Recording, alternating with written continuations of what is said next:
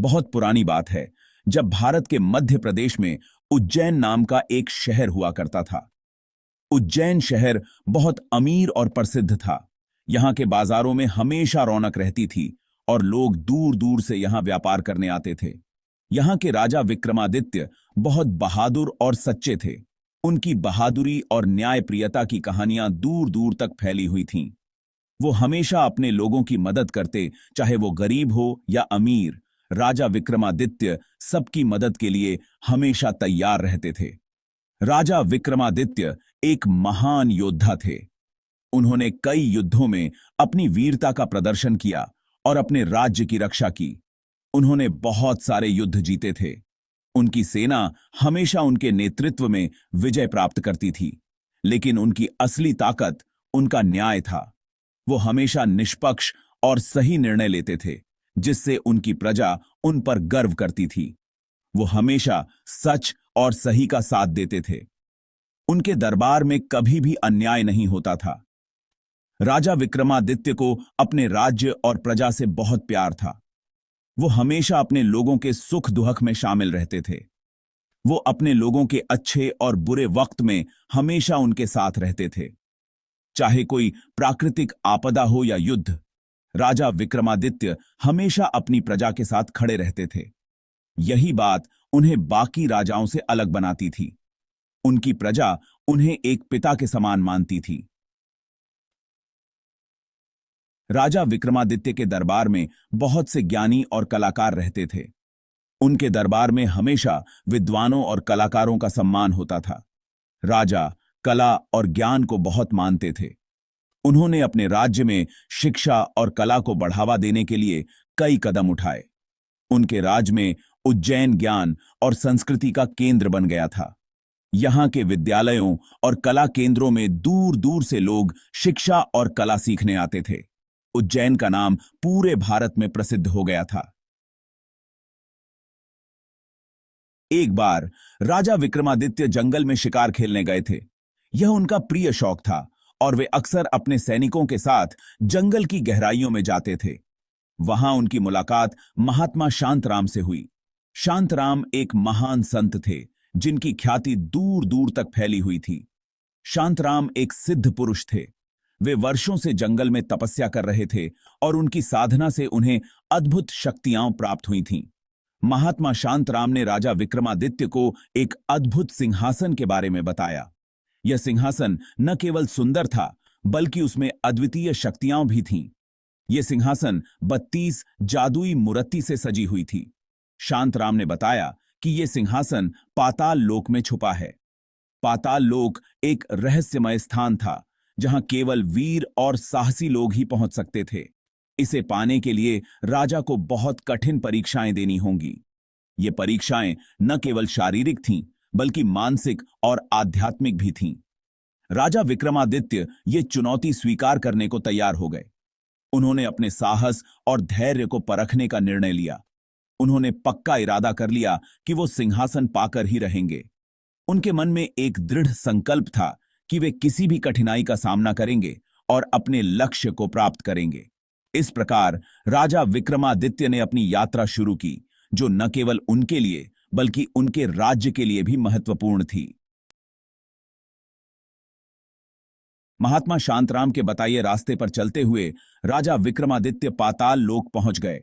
वहां उन्होंने एक बहुत पुराना पेड़ देखा। उस पेड़ के नीचे ही वो सिंहासन छिपा हुआ था। राजा ने बड़े ध्यान से सिंहासन को बाहर निकाला। सिंहासन देखने में बहुत सुंदर था। ये सोने और हीरे जवाहरात से जड़ा हुआ था।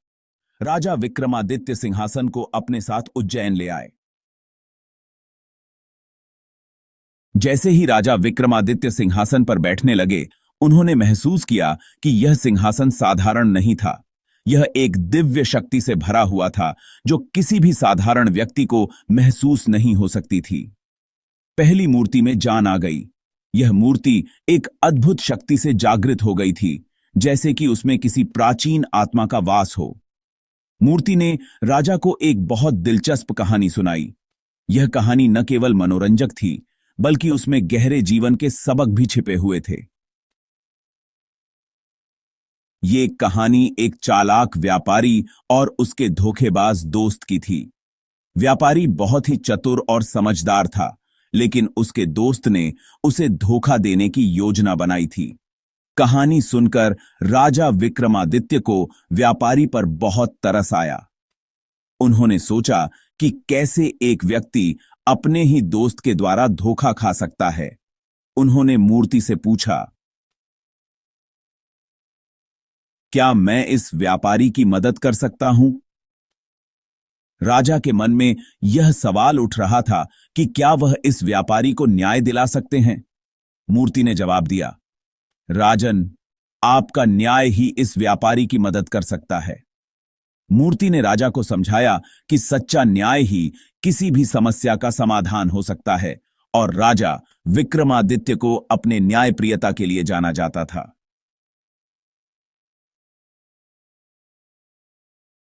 राजा विक्रमादित्य ने व्यापारी और उसके दोस्त को अपने दरबार में बुलाया। उन्होंने दोनों की बातें ध्यान से सुनी। फिर उन्होंने सही और गलत देखकर फैसला सुनाया।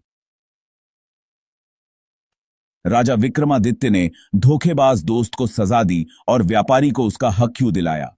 इस तरह राजा विक्रमादित्य ने अपना न्याय दिखाया। राजा विक्रमादित्य ने फिर से सिंहासन पर बैठने की कोशिश की। इस बार दूसरी मूर्ति में जान आ गई। इस मूर्ति ने एक बहादुर राजकुमार और एक दुष्ट जादूगर की कहानी सुनाई। कहानी सुनकर राजा विक्रमादित्य को राजकुमार की बहादुरी पर बहुत गर्व हुआ। उन्होंने मूर्ति से पूछा, क्या मैं इस राजकुमार की बहादुरी का सम्मान कर सकता हूं?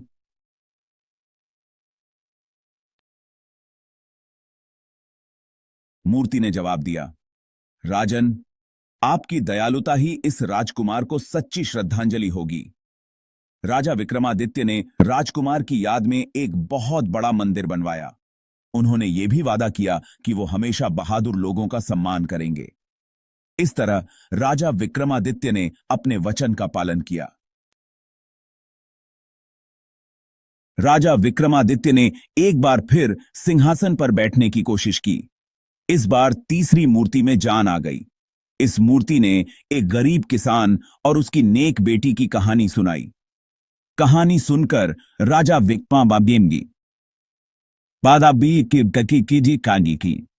राजा विक्रमादित्य को किसान की बेटी की अच्छाई पर बहुत खुशी हुई। उन्होंने मूर्ति से पूछा, क्या मैं इस नेक बेटी को कोई तोहफा दे सकता हूं? मूर्ति ने जवाब दिया, राजन, आपकी दयालुता ही इस बेटी के लिए सबसे बड़ा और अनमोल तोहफा होगी। राजा विक्रमादित्य ने किसान की बेटी को अपने राज्य की राजकुमारी बना लिया। उन्होंने किसान और उसकी बेटी को राजा महाराजाओं वाली सभी सुविधाएं दी। इस तरह राजा विक्रमादित्य ने अपनी महान दयालुता दिखाई। राजा विक्रमादित्य ने सिंहासन बत्तीसी की सभी मूर्तियों की कहानियां सुनी। उन्होंने हर कहानी से कुछ नया सीखा। राजा विक्रमादित्य के न्याय, दया और बहादुरी के किस्से दूर दूर तक फैल गए। वो एक आदर्श राजा के रूप में जाने गए। उनकी कहानी आज भी हमें प्रेरणा देती है।